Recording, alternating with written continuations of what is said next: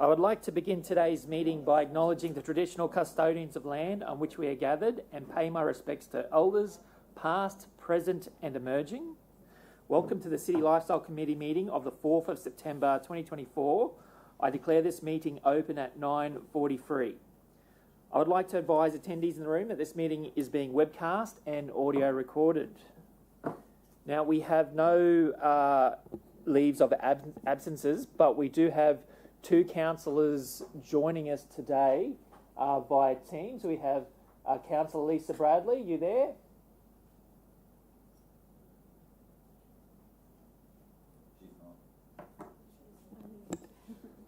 She's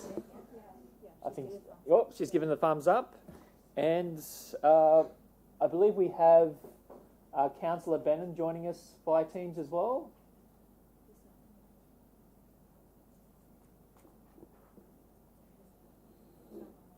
Okay. All right, so Councillor Bennon is not present at the moment.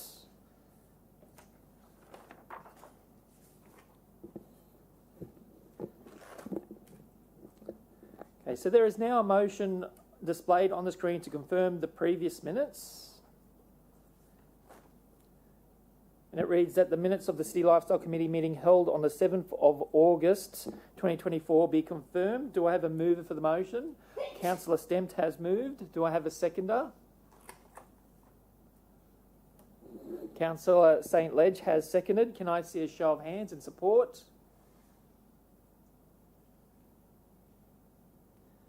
That has been carried unanimously by everyone in the room.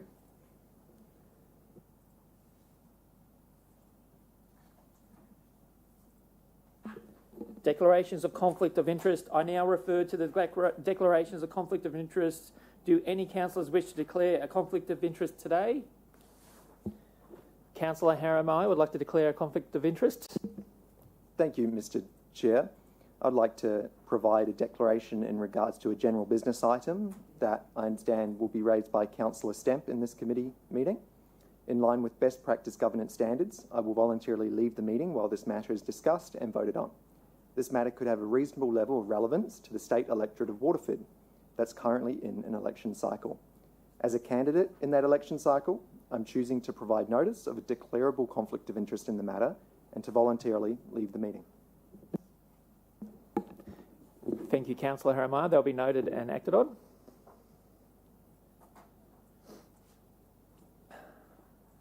Reports and late reports refer to a separate table. Do we have any late reports?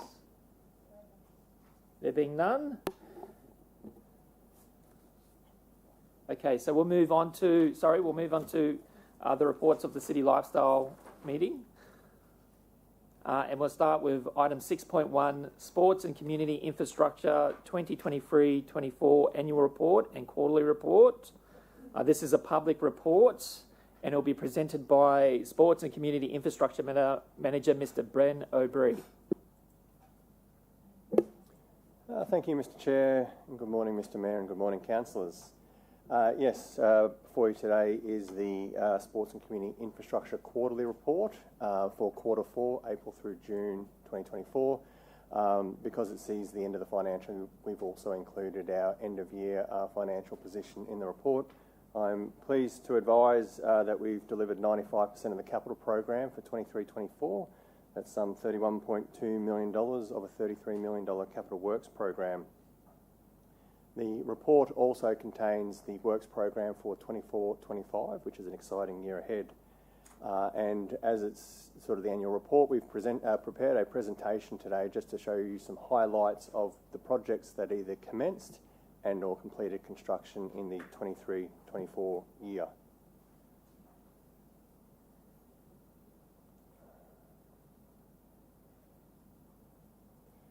So the Beenleigh Aquatic Centre is a project that commenced.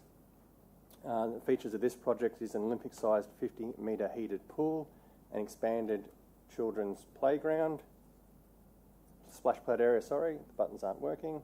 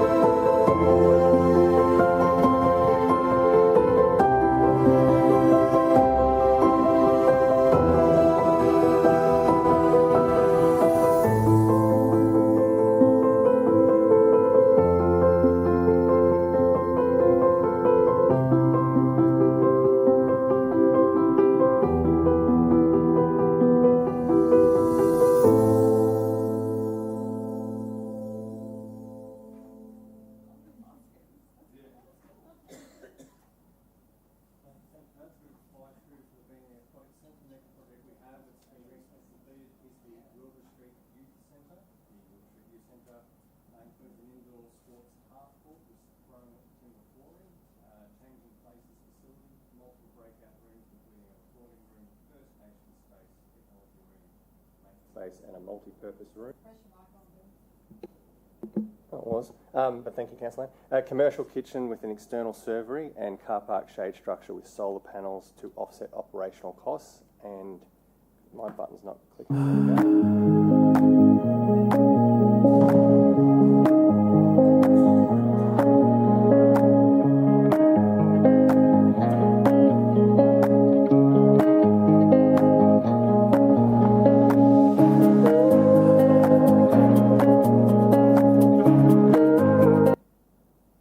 Shorter video.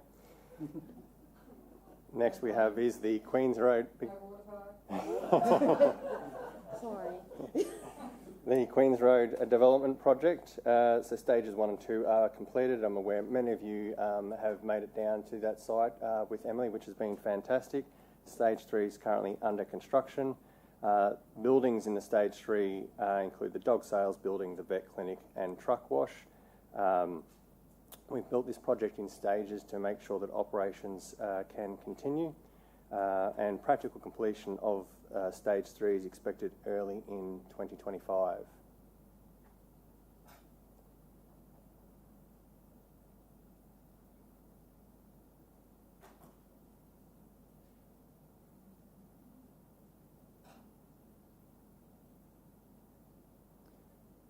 Next project we have, which is Jason, as a farmer aware, is just about completed or completed any day. Excellent. Is the Jimoomba Park Rugby League Clubhouse, which includes 2 additional change rooms, large commercial kitchen and canteen, club room and covered outdoor viewing area, spectator amenities and additional security features including roller shutters on windows.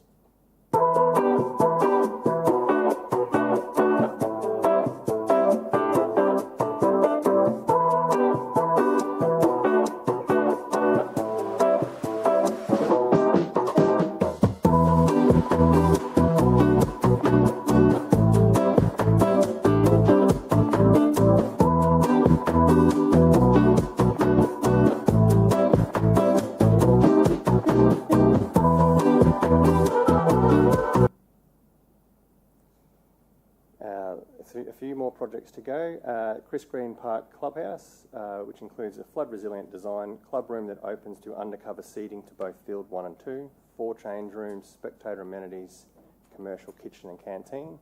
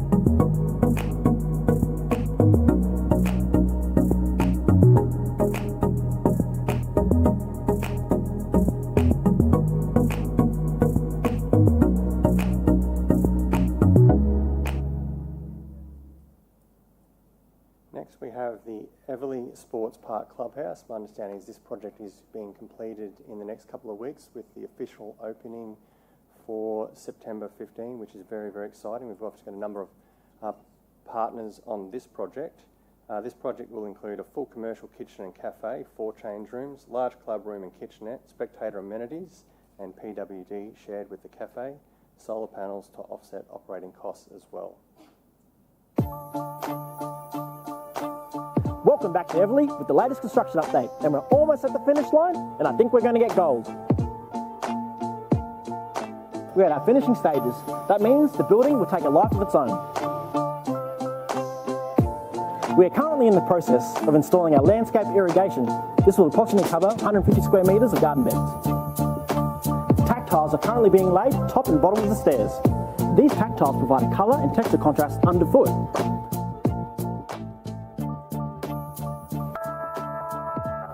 Our sirens are in, which means we can make announcements to people on and all around the oval.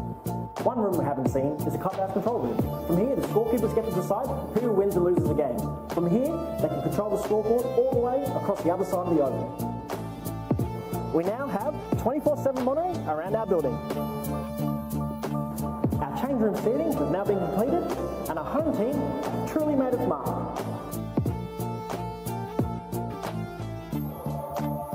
We are that close to completing our amenities, which means we can reveal our custom stainless steel fabrication.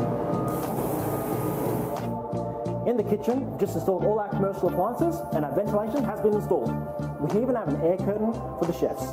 The way this works is, high pressure air goes through these jets and forces fumes through our ventilation system.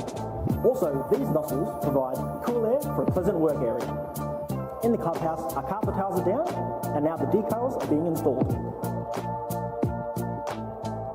Although this might upset Ariza True, our gold medal champion, we'll just attach our skateboard deterrents to protect our concrete edge.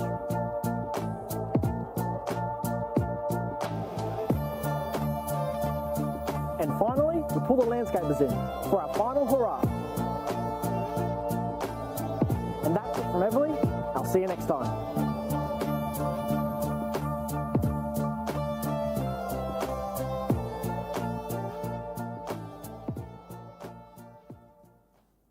Next on the big year for 23-24 for Sky was the Logan North Aquatic Centre. So this splash pad started construction in July 2023 and was completed in November 2023. It is a sea-themed splash pad. There are 56 fittings and aquatic toys in total. These include the dipper bucket, the seahorses, the jellyfish, and the fish blaster, to name a few. Light flooring was used to the main splash pad for a better finish. The change room building was completed in May 2024. And the change room building is composed of 5 change rooms with showers, 5 toilets, 2 of which are ambulance compliant, and a changing places facility. And to finish off, we've had a few of the lighting projects. So we've got the low oval lighting upgrade project there, and the next one, and the Homestead Park lighting upgrade project. And this here again is just to recap, 95% of our capital program was delivered, $31.2 million of a $33 million capital works program. And the list here are all the projects that were in construction throughout the 23-24 financial year across the city.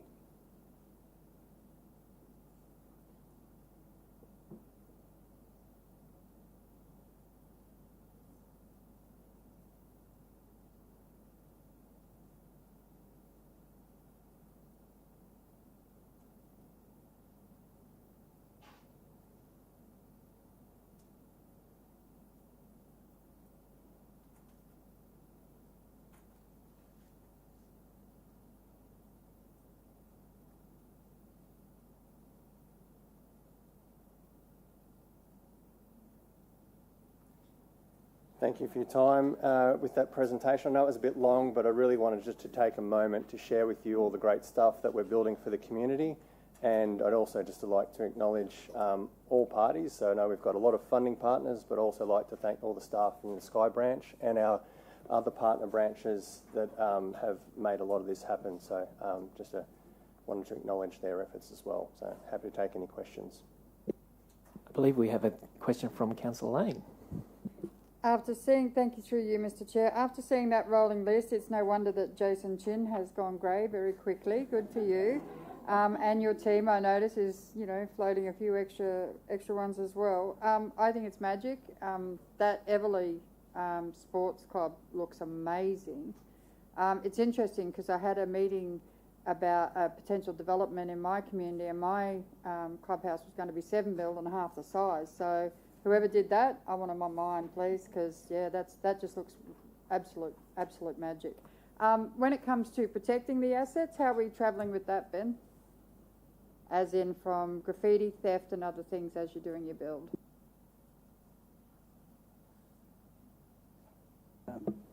Through the chair, through the planning process and the design, depending on location and proximity to cameras, we will look at the types of materials we use in constructing the building. So, in particular, Compton Park is one that we've been investigating options for construction of that building so that it is robust and bulletproof. And in terms of spray painting, and we look at cameras and so forth, but sometimes there's not much we can do. Thanks. I was thinking more along the lines of the coppers, but that's okay. This is magic. Congratulations to your team. And just think that's a good question, Councillor Lane. I think just to highlight some of the principles as well. I mean, there's always the crime prevention through environmental design principles that are at the heart. But I agree, materials selection's becoming more and more important, not from just physical damage, but the ability to clean and maintain the infrastructure as well as cost efficiently as possible. Councillor Murphy, you're biting at the bit. I am so excited about this report today. I'm like a real proud mum. So thank you to the Sky Branch. I can't thank you enough. If you've looked at the list in here, I've got the Beenleigh Aquatic Centre, Chris Green Park, Douth Park, Hamel Park, another Hamel Park. I've got the Giants that you haven't listed, the Noya Park. We have got it rocking on in Division 12. I know that there has been some challenges, and I thank you for working through those and working with our community groups that will also end up actually the home of these places. There has been challenges from our community. I wish there wasn't, but there has been, but thank you very much for that. I can't wait to share that fly-through of the Beenleigh Aquatic Centre today out to the community. I know when we shared about stage 1 of the car park part, we got over 25,000 reach. So to send out the fly-through today, hopefully that will get some really exciting interaction for our council and to show the community that we are thinking big picture and investing in our future of our kids. So for Division 12, hat on, we've spent 30 plus million. That's taken a lot of planning and a lot of thought, and I thank you so much. You can move down my way anytime soon because there's more to come. Thank you so much. Councillor Stemp. Thank you, Mr. Chair. Through you. A couple of things. Love the video. I love the idea of a project starting and then the video clips that go all the way through. I think that's really valuable. I'd love to see more of that happening with across our parks and across our other projects. Obviously, a lot happened last year, a lot still to come. But just curious, when will Council be finalising the list of projects for Year 3 of the Sports and Recreation Facilities Program, and when will that be available for discussion? Just curious as to when the next round of projects sort of will come up for discussion. Thank you, Councillor Stemp, through the chair. My understanding is this year, being 24-25, is Year 3 of the Sports Facilities Program. And those projects are identified in the table provided in the report, along with projects through the CIS and projects through other funding sources. So when do we look at the list for 25-26 is I guess probably what I'm asking. Okay, Sorry. I can certainly bring that to the next quarterly report if you'd like, Okay. for the 25-26 Yeah, financial year. I know we're early, but it'd just be nice to absolutely. just understand what's sort of in the pipeline. So Sounds great. Thank No you. problem. Okay, and I believe Councillor Bradley has a question over Teams. Thank you so much, through the chair. I couldn't see the presentation, so I'm just going to have to not vote for it. So my apologies, and I'm sure it is perfect.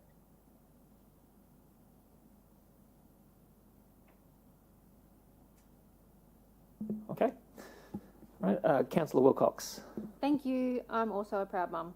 I will take some of Councillor Murphy's $30 million and stick it in Division 11 because this is our first big piece of infrastructure that we've had built in the area for a community asset for council, which is awesome.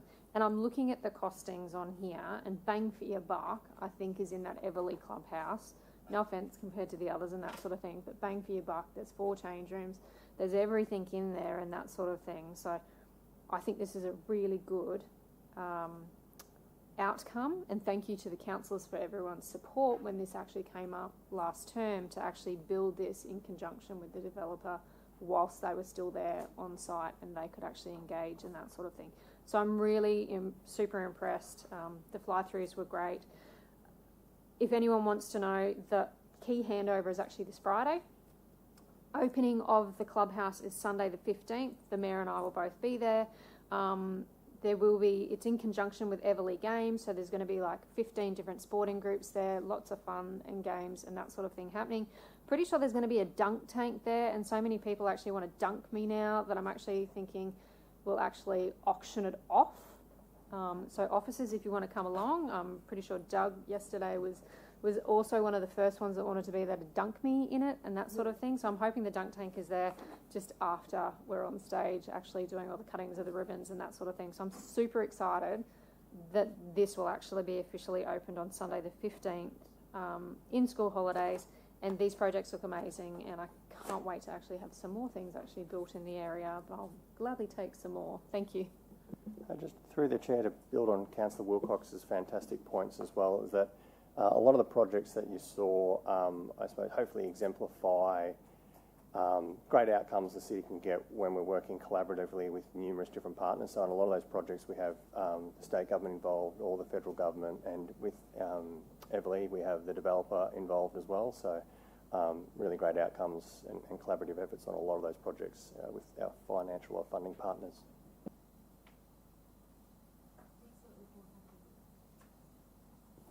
What a fantastic report, Mr. Ben-O'Brien. It seems like there's something there for everyone, which is awesome, and it's always great to see. So I think Logan really is becoming the place for sports and for community events. We will need to table that presentation. Can I have a mover for that? Councillor Murphy and a seconder. Councillor Jackson, and a show of hands in support. In support. Abstain for the reason that I cannot see it. Okay, and thanks for joining. I know Scott Bennon joined us a bit earlier. I forgot to mention that. Okay, so with that done, can I have a motion up on the board? And Councillor Murphy's biting at the bit again to move it. So we'll have a mover with Councillor Murphy, and we'll have a seconder and Councillor Wilcox. Can I have a show of hands in support? In support. Awesome, that's been carried unanimously. Okay, does anyone have any general business for the Sports and Community Infrastructure Manager, Mr. Ben-O'Brien? No? I think you're free to go.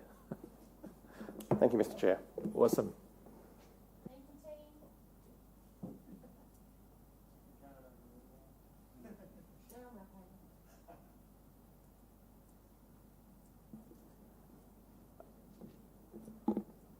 Okay, we're now moving on to item 6.2, Parks Capital Works Program Performance Report 2023 to 2024, and this will be presented by our Parks Manager, Mr. Brent Dowden. Good morning, Mr. Mayor and councillors. So this morning I'm presenting our end-of-year closeout on the capital program for the 23-24 year, and on my memory since I've been here, it's the first year that we started with, I believe it was fires in November, we had a tornado in December and heavy rain in January, so that was a first. Despite that, I really take my hat off to the team. They still managed to deliver 168 projects and again increased our capital delivery program size based on last year, reaching a target of 28 million, which is a fair bit of growth, 6 million from the year before. And as evidenced by the report, there's some images there of some of the projects that we've completed. What we've noticed is there's more larger, complicated, more complex projects that are being delivered, and the passion from the design team really comes through when you see the kinds of things that they are delivering. So some of those big ones that we've got were Acacia Park. We've also got the Alexander Clark Park. We had Mabel, we had Riverdale, Eagleby, and then also Springwood Park, just to name a few of those. Looking forward to 24-25, we've got a range of projects that are underway already. Some of those are Waterford West District Park, which is a significant project that's underway. We've also got Doug Larson Park, we've got Sturdy Park, which is the drainage naturalisation project, which is the first one that we've delivered of its type. So we're quite looking forward to that one. And then we've got Evergreen Park and then also Ison Park, to name a few.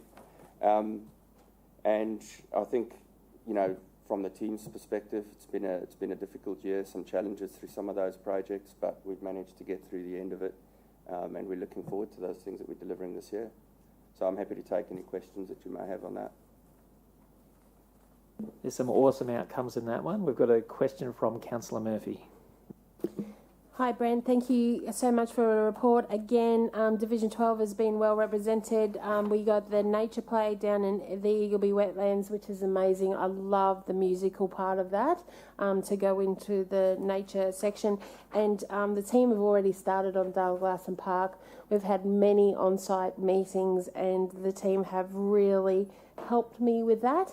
We're even painting some more red bridges around the place so Beenleigh can get known as the Red Bridge Place. So thank you so much.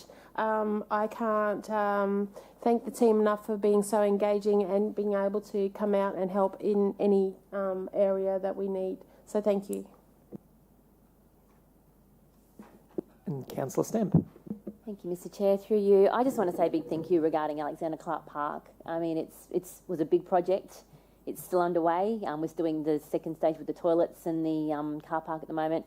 But honestly, you go there any weekend and you're lucky to find a car park. There are so many people, so many baby showers, parties, events. The community just absolutely love it, and I hear nothing but positive from the community. So again, a big thank you. That project got in there pretty quickly and done pretty well, and I really appreciate it.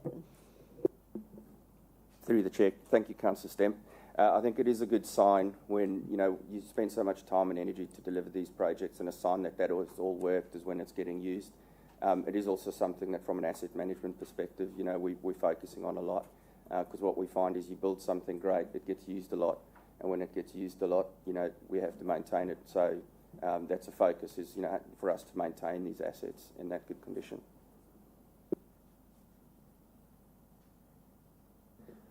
I think it's great to see that we've got so many different parks, with so many unique different things happening as well. There's not one park that you can go to in Logan which is the same, which is awesome, which means you can explore all the different parks within Logan and get a different experience. And I even know for a fact that we get people from the Gold Coast and people from Brisbane coming to visit the parks in Logan because they're just so unique and wonderful, and that's amazing. A lot of people ask me, how do I get the idea for the dinosaur park in Riverdale Park? Or sometimes they think it's Mindy Russell's park, but the idea for that actually came from the students of the Logan Lee State High School, which I think is fantastic. So we've not only got parks that are developed by the community as well, which makes them take ownership of it. So we all own these amazing parks. Thank you for a great presentation. There's lots of colourful pictures here that we all got to see, but we'll make sure that we put some of that up on our socials as councillors. Okay, with no further questions, would like to move that report. Can I have a mover, Councillor Stemp, and a seconder, Councillor Murphy? Can I see a show of hands? That has been carried unanimously. How'd you vote, Councillor Bannon? Sorry, mate, technical difficulties, I support. Awesome. Okay, that's been carried unanimously. Do any of the councillors have any questions for the Parks Manager, Mr. Brent Dowden? Councillor Teresa Lane. Thank you very much through you, Mr. Chair. Brent, a little bit of rain, grass is growing. So the biggest thing coming from my community is when are we amping up the mowing schedule, because even when it's being mowed, it's actually not being mowed all that well in some spaces. Wembley Road is a great example. It was mowed this week, but none of the edging was done. So we've got big dandelions, 3 foot high, with beautifully mowed areas. So I'm keen to get your answer on when does it ramp up and what are the checks that are being done? Through the Chair, thank you, Councillor Lane. Very good question. The answer is I'm actually preparing a briefing, so I can bring it to all the councillors off the back of the things that we experienced earlier on this year, to walk you through all the things that we've done. One of those things that we've done is we've gone out to a new contract.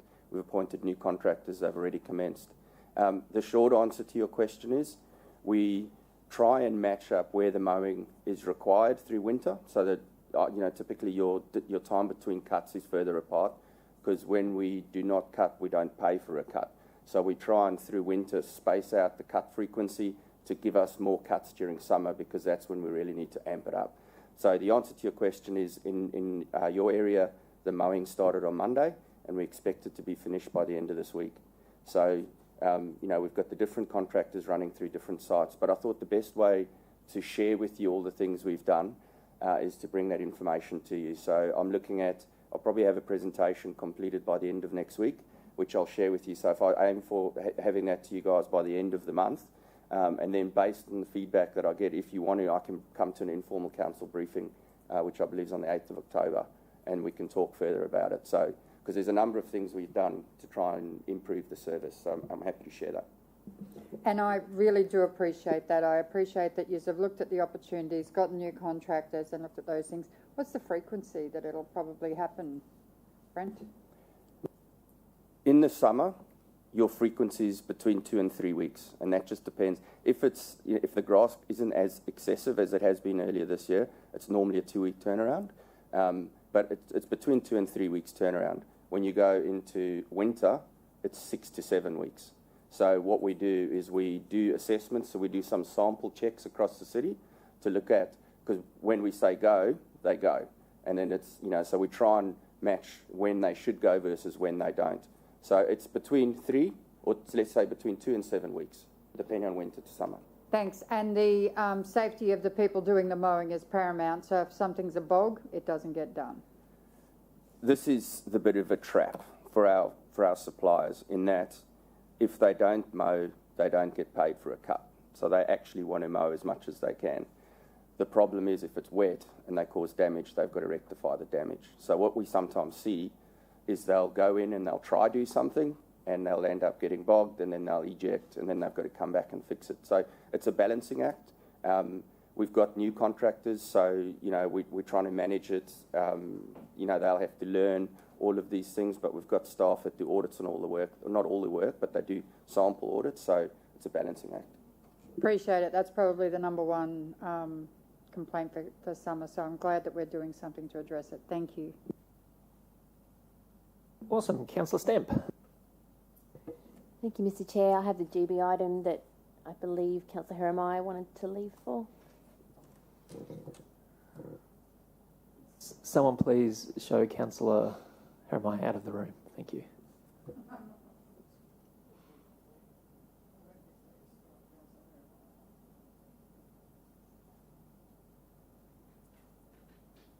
You may continue. Thank you, Mr. Chair.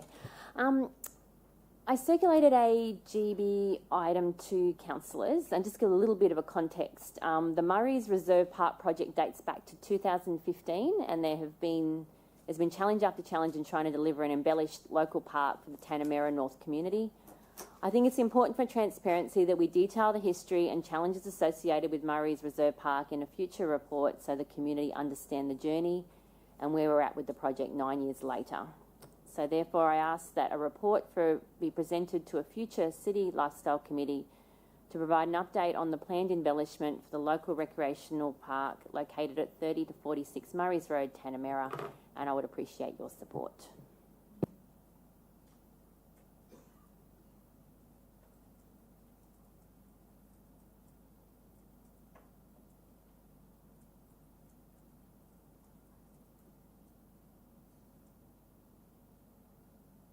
so Councillor Stemp has put forward a motion, which is up on the board.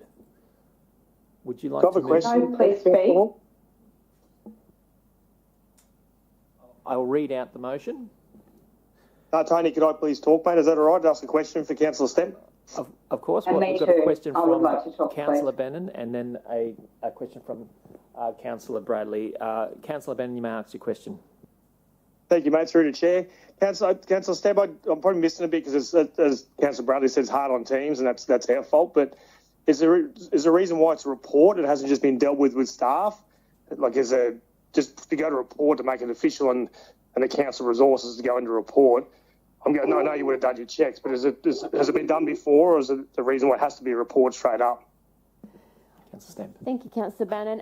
Look, this has had a lot of challenges, and honestly, I would love to have resolved this without a report, but I think we're at the point where we need to detail the history for the community, because it's been, honestly, if I could give you a timeline, it's been going on for a very long time.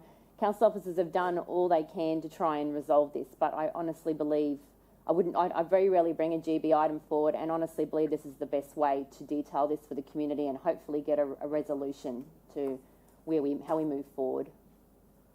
I guess that's why I asked through the chair, is it because you never do this? So are you doing this so you can sort of show to the community, hey, these are the reasons and these are the hurdles that we've got? Yeah, and it's obviously, I believe at this point it's needed. As I said, I've been trying for the last 4 years to resolve this and get a park on the ground, and I think we're at that point where we just really need to detail everything out and decide how we move forward. No, cool, happy to support. Thank you. Thank you, Chair. Councillor Bradley. Thank you, through the chair. Yes, I'm very happy to support a divisional councillor who wants transparency for their community. I do actually recall this embellishment, etc., and I understand there are a lot of constraints for why it can't happen. So if that's it all in the report, I'm all for that. Happy to second. Okay, now I'm going to read out the motion just for our... Sorry, you've got a question, Councillor Wilcox? Yeah? Thank you. Just one more question for the councillor, or possibly for the director as well. Has there funding been that's set aside, because it says for the planned embellishment? So is there funding that's actually been set aside for this, and we just haven't got to the point for the council that it's been delivered? Councillor, yes, the funding's all there ready to go. So there's no additional funding needed or anything that stage. So it's all there ready to go. Okay, before we continue, I'll just read out the motion for our visually impaired listeners. That a report be presented to a future City Lifestyle Committee meeting, provided an update on the planned embellishment for the local recreation parks located at 30 to 46 Murray Road, Tenamara. And we have a mover with Councillor Stemp, and we have a seconder with Councillor Bradley. Can I see a show of hands in support? In support. That has been carried unanimously by everyone in the room. Okay, can we please ask that Councillor Jeremiah be brought back into the room?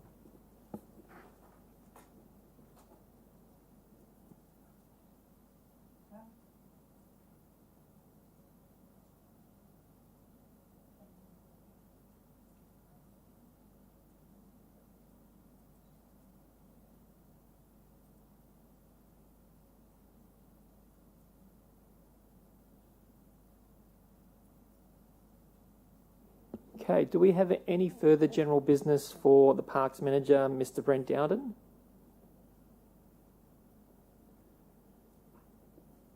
There being none, Mr. Brent Dowden, you're free to go. Thank you, councillors.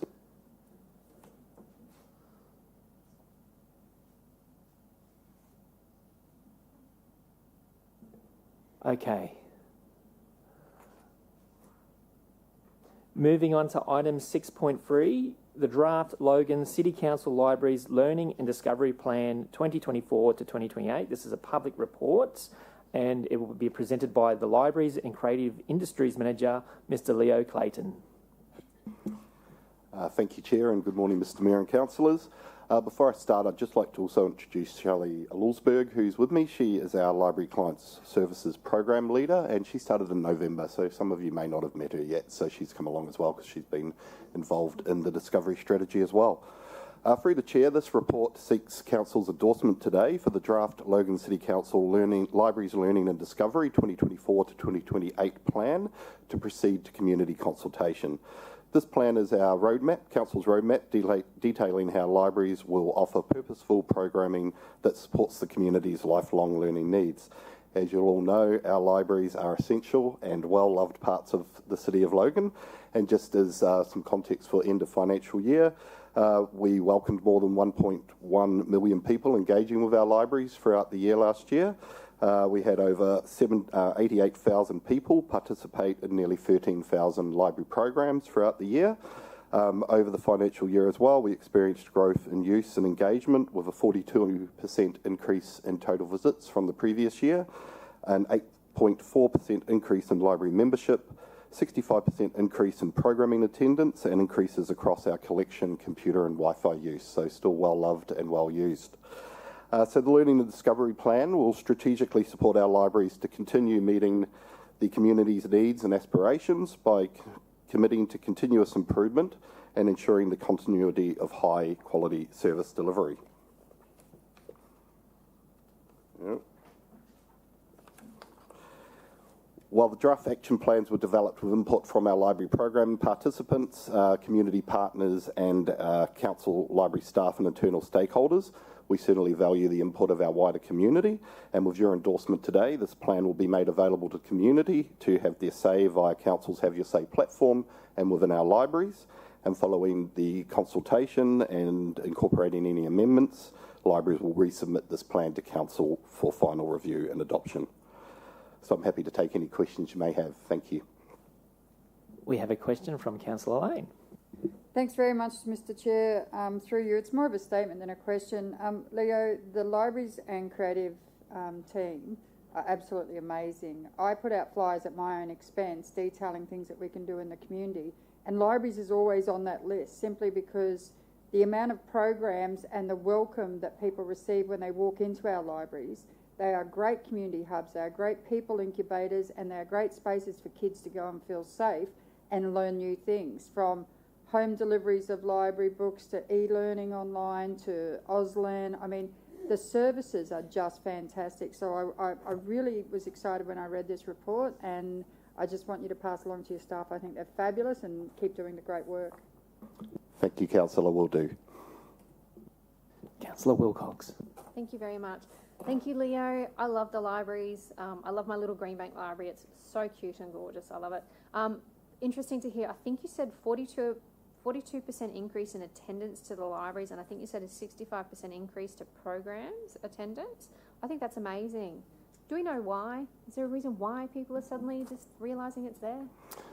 I think there's a few things there. We've had a really great support this year from our corporate communications team in terms of promotions and marketing, and we're going to continue that into this financial year. I think we're also seeing that re-engagement after COVID. I know we don't want to keep bringing back 2020 and 2021, but certainly through that mix of engagement, the team have been great as well. A lot of outreach through community last year, which has really helped with membership.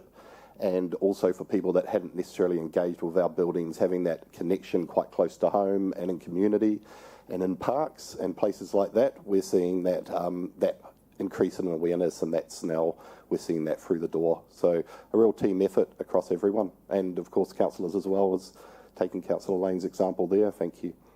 Thank you. I love promoting it as well and that sort of thing. I just think it's magic. And my mum's retirement village, she lives in Division 7 in Councillor Fraser's area, and they recently had a visit from the library staff to just tell her whole retirement village what services you guys provide and that sort of thing. And some of them didn't know, but my mum utilises all of it and she loves it. So thank you. Kudos to the team. Thank you. Awesome. Our libraries are very important to our residents in Logan, and I can remember my first experience online on the World Wide Web was actually in a library. I'd never seen it before. I was pretty underwhelmed about the online web. It was back then it was a very different thing to what it is now. But I think it's just fantastic. All the programs that we have at the libraries, there's always something fun to do. Definitely, parents, if you're looking for somewhere to take the kids to keep them quiet, take them to the library. I think the other residents of the library will love it. All right. Okay, so do we have...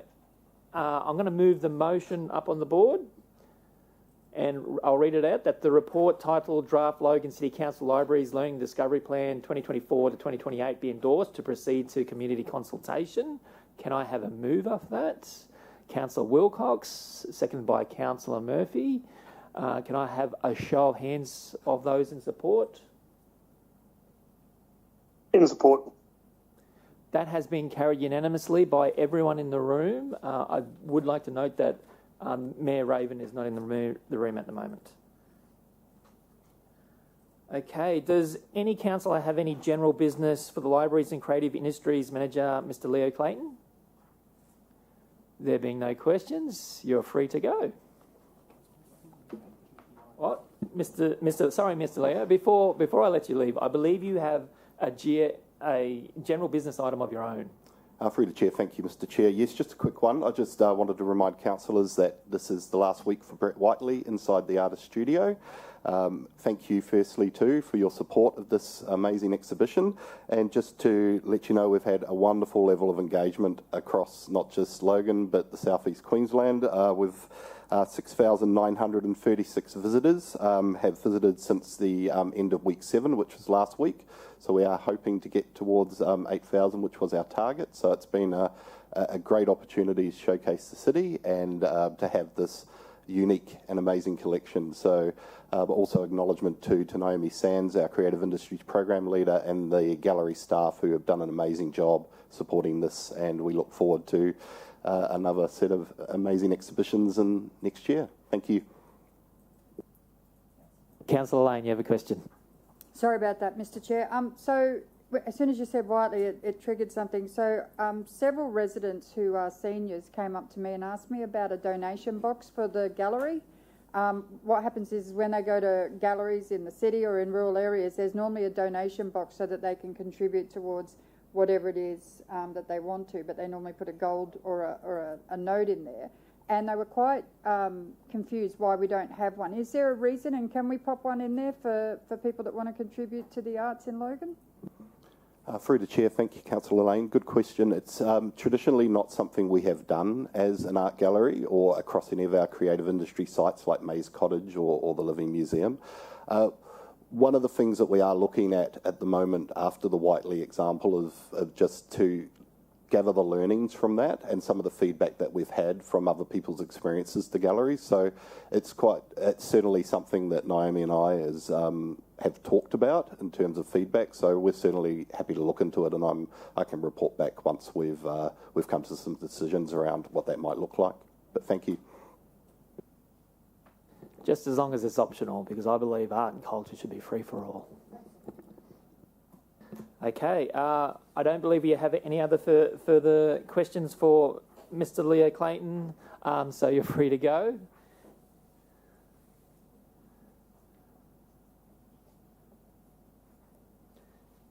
And now we're moving on to item 6.4, a prosecution of animal management offences.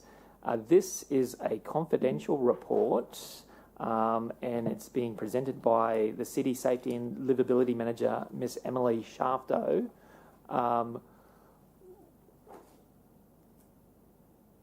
Would any of the councillors like to send us into confidential for this one? We have a mover with Councillor Wilcox, a seconder with Councillor Stemp. Can I see a show of hands in support? In support.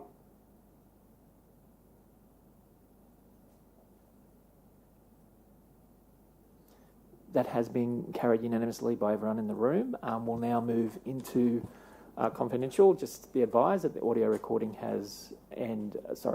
the video has stopped.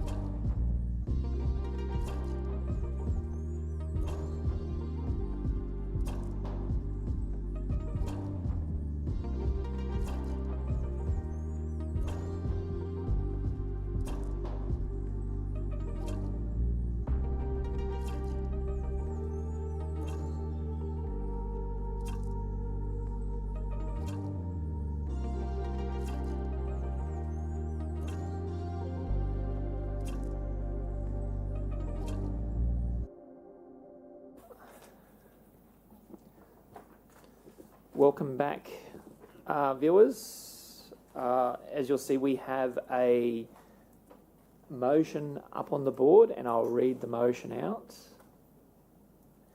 1, that council endorse the recommendation in confidential attachment 1 as detailed in the confidential report titled Prosecution of Animal Management Offences. 2, that the confidential report titled Prosecution of Animal Management Offences and associated attachment be deemed confidential and be treated as such in accordance with sections 171 and 200 of the Local Government Act 2009, and that the documents remain confidential. Can I have a mover for that motion? Councillor Wilcox have moved. Can I have a seconder? Councillor Russell has second. Can I see a show of hands in support of the motion? Support. That has been carried unanimously.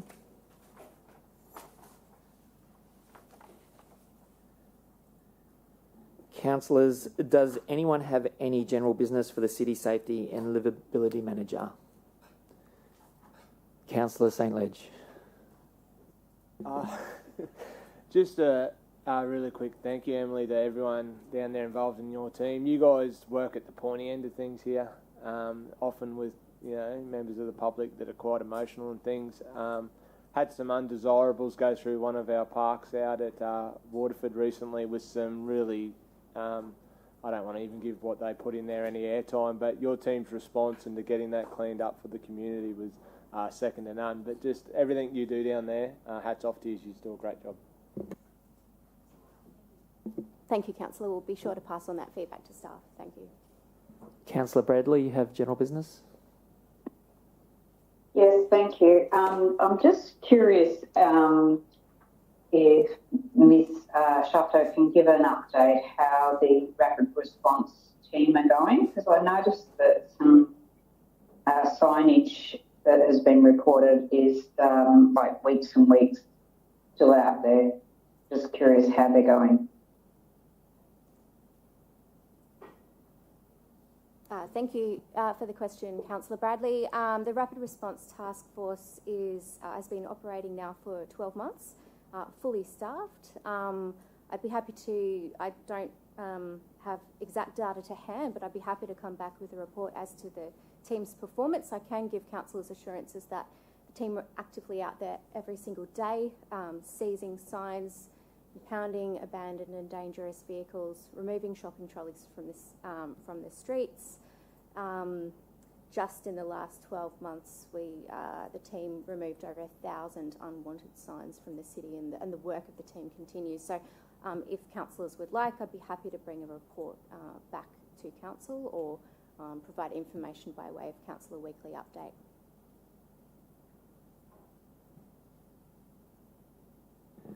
Councillor Bradley, would you like that brought back as a report?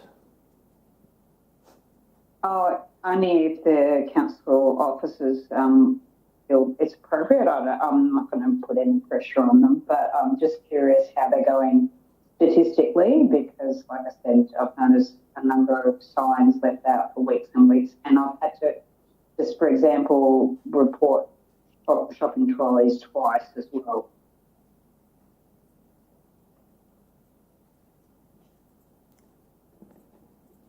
Yes, Emily Shafto. Thank you. If I may respond, Councillor Bradley, I'm sorry you're having that experience.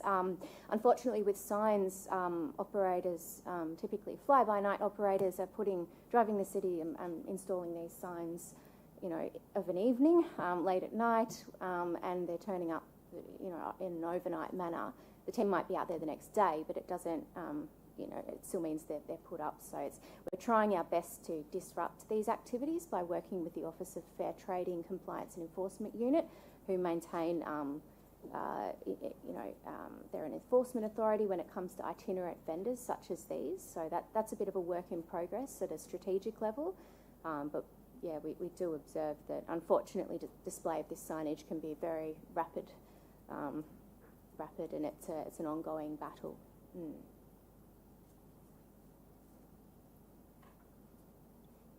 Just a question, Emily. If it's safe to do so, council does not have any issue with residents removing a sign if, for say, it's blocking visibility of a road or such? Thank you for your question. We'd always encourage residents to report signage to us because we have a fully resourced team that can go out there within 24 hours and remove the sign. And the reasons for that is due to safety of the residents. Sometimes they can be on power poles near electricity or right next to a road in which has road safety considerations. So, well, we can't stop residents doing that. We do encourage residents to report it to us so we can keep data on the scale of the problem and also respond. So you heard it here first. If you see it, report it so that council's aware of that it's happening, because if you try and remove it yourself, then that information is not being captured by council and we can't follow up on those activities. So, Councillor Lane, you had... Yeah, I think the interesting part about this, and I understand where Councillor Bradley's coming from, but the reality is you filled up a car park full of signs. I got the picture that shows how proactive the team are trying to be. And for every sign that they remove, 5 more are going up overnight by these fly-by-nighters, particularly roof restorers. I don't know what it is about roofs that they think they're going to get, 20k a pop. It's a bit rude. But I just want to say thanks to your team for doing that. You can't patrol at night, and I understand that. And I know that we've used CCTV to try and capture some of them, which is fantastic. I always envisioned that we'd have that sting, where they ring the number and book and someone shows up and you find them on the spot, but that doesn't happen. I just think you're doing an amazing job with the resources that you have. I just want to say that I think you need to belt it out to the community. I know I try to, but I think you need to belt out a bit more about what you guys actually do to keep our city looking halfway decent. Thank you, Councillor. We welcome the opportunity for any increased marketing or communications in this area. Okay, do any councillors have any further questions for or general business for the City Safety and Livability Manager? Councillor Lane. Thank you very much. So while I'm on the subject of what you need, I would be really keen to have an after-hours person that residents can call when their neighbours are lighting fires and causing respiratory distress to them.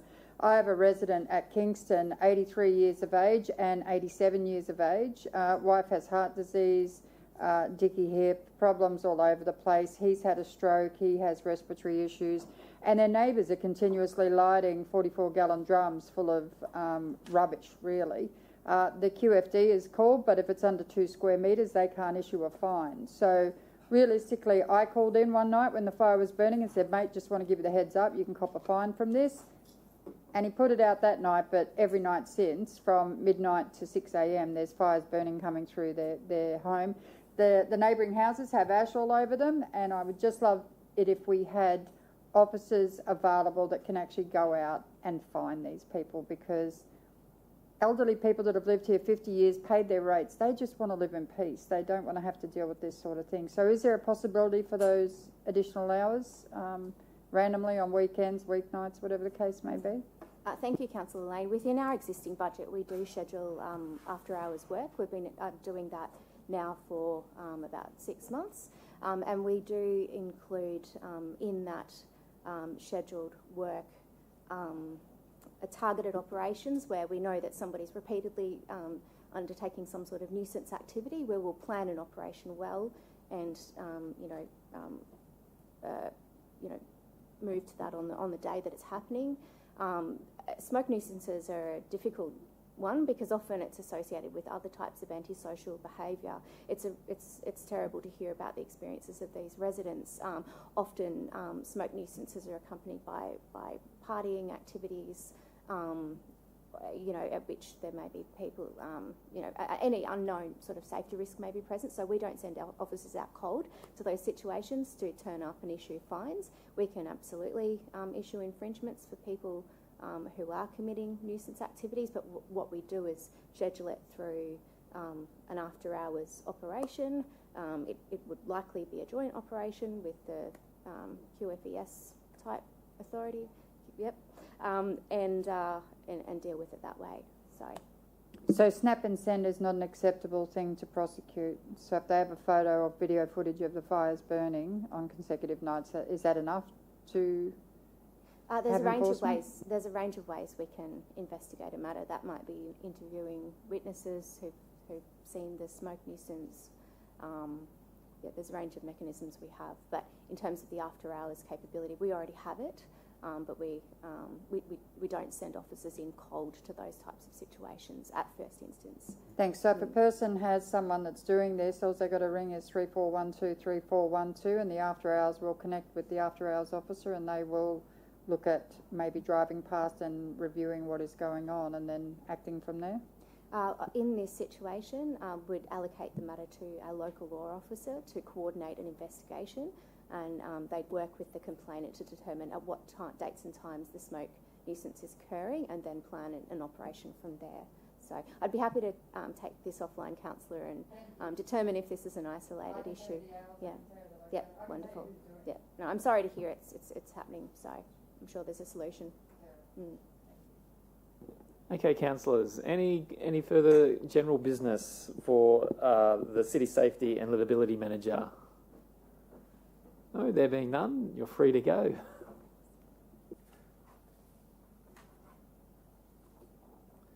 Okay, I don't believe we have any late reports.